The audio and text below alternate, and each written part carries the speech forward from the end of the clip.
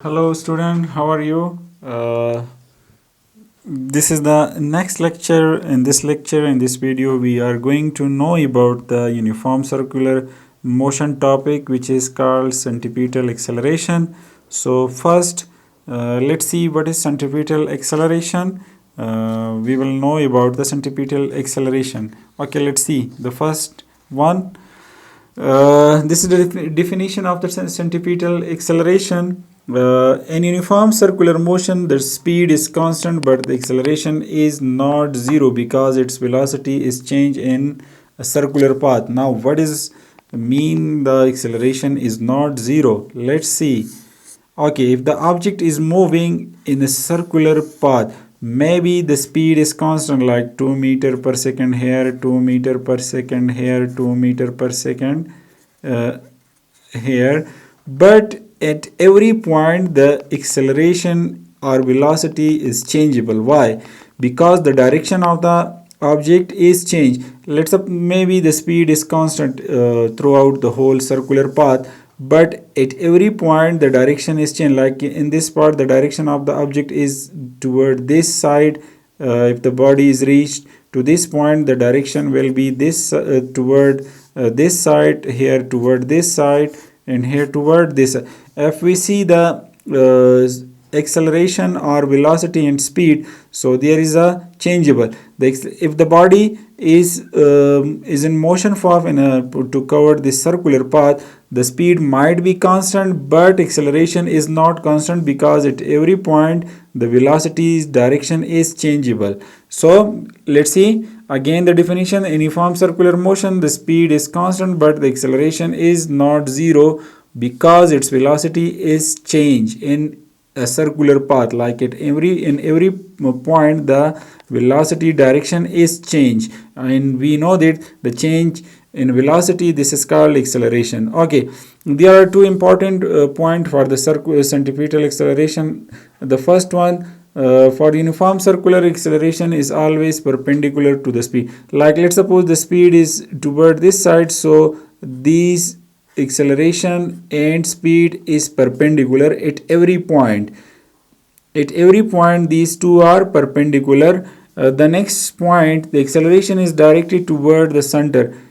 This next one, like the acceleration is controlled from the center of the circle at every point. If we move this like this is the string, if we move this one fast, so the acceleration is also fast. If we move slow, so the acceleration is also slow.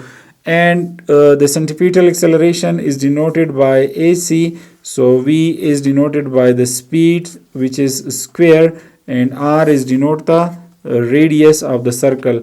We know that, like in a previous video, we proved that V is equal to omega time R. Omega is the angular speed and R is a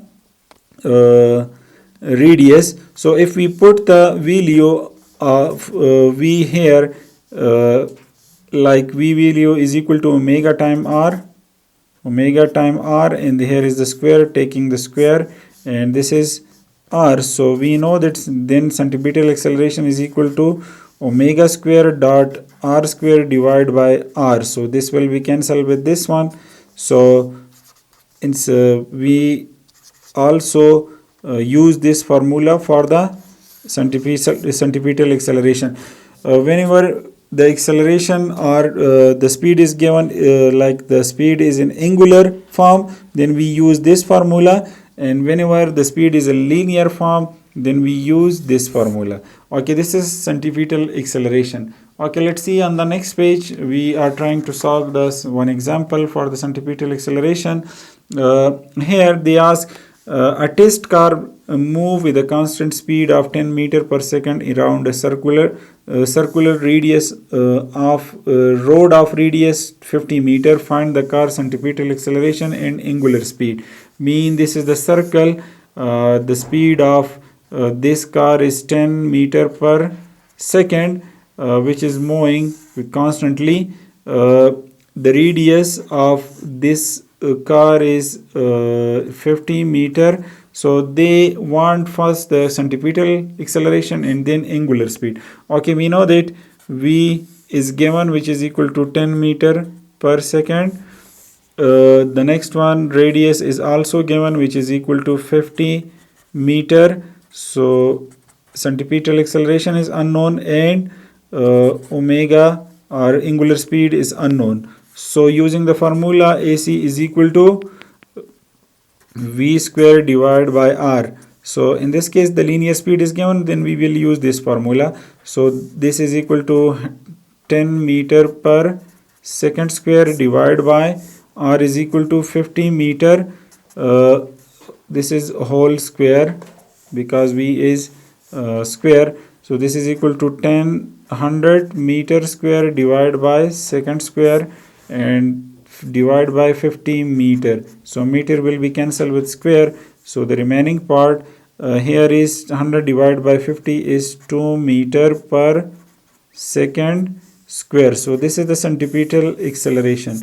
Now how can we find the angular speed? We will use the second formula of the centripetal acceleration, which is equal to this one, time r, angular speed multiplied by r. So we want to find omega or angular speed, which is equal to centripetal acceleration divided by r. Just putting the value, this is equal to 2 meter per second square divided by r is how much? The r is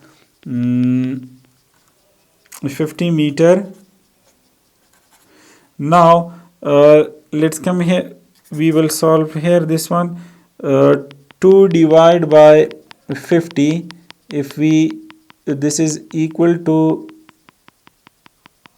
2 divided by 50, or if we take the square root here, 2 meter per second square divided by 50 meter, like we will use the under root here. So the remaining value, so this will be cancelled with this one. So the angular speed, if we do the calculation here, so this is equal to 0.02 radian per second. So if you do the calculation here, like to find the square root and so on, so this will be equal to 0.02 radians per second square, radian per second square.